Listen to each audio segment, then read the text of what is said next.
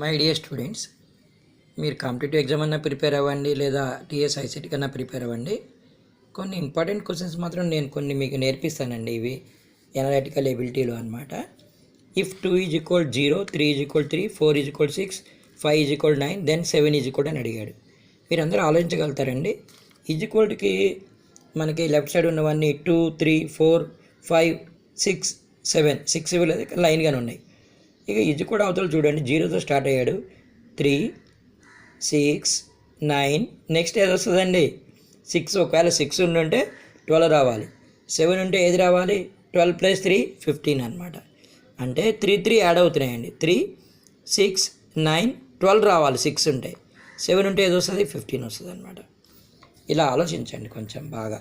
తర్వాత ఇంకొక మాట నేను చెప్తానండి. ఇక్కడ మీకు ఒక ఇంపార్టెంట్ క్వశ్చన్ ఉందండి. ఇది సీరియల్ నెంబర్లో మీరు అరేంజ్ చేయాలి. Which one of the given response would be meaningful in order? Child, profession, marriage, infant, education. మీరు చూడండి, ఫస్ట్ ఇన్ఫాంట్ వస్తుంది 4, తర్వాత చైల్డ్ 1, తర్వాత ఎడ్యుకేషన్ 5, తర్వాత ప్రొఫెషన్, తర్వాత మ్యారేజ్. అంటే 3 లాస్ట్లో ఉండాలి. చూసారండి? ఇలా గుర్తుపట్టండి.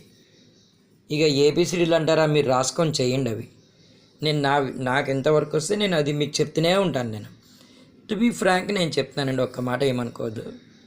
మేము టీచింగ్ చేసేస్తాం, కానీ ఇలాంటివి చెప్పడం అనేది కొంచెం జాగ్రత్తగా చూసుకొని చేయాలి. ఏది క్లాక్ వైజ్ ఉంది, ఏది యాంటీ క్లాక్ వైజ్ ఉంది, ఇలా చూసుకోవాలన్నమాట. చూడండి, ఈ ప్రాబ్లమ్స్ మీకు ఇంపార్టెంట్ కాబట్టి నేను షేర్ చేస్తున్నాను. మీరు మెటీరియల్లో కానీ అలా ఉంటే మీరు చూసుకోండి ఒకసారి. Wish you all the best అమ్మా. నేను ఐసెట్కి నాతో ఎంతైతే అవుతుందో నేను చేయగలుగుతున్నాను నేను. ఓకే, ఈ కోడింగ్ ఒకటి కొంచెం చూసుకోండి. ఈ స్టవ్ ఈజ్ రిటన్ యాజ్ అని చెప్పి ఇక్కడ చూడండి. చూసారండి?